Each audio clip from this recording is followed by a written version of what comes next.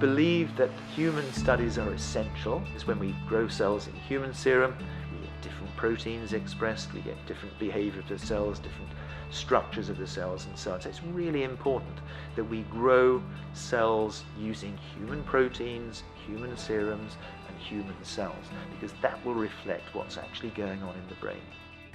I was always since little very interested into the brain, how the body works, and I already knew that if I don't do medicine I would be doing something close, so medical research. I was mostly interested in not involving any kind of animals because that is what is most relevant to us.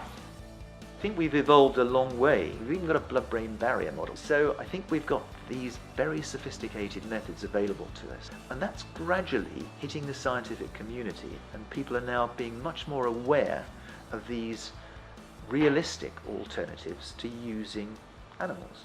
And they're also now becoming increasingly aware of some of the problems with using animals.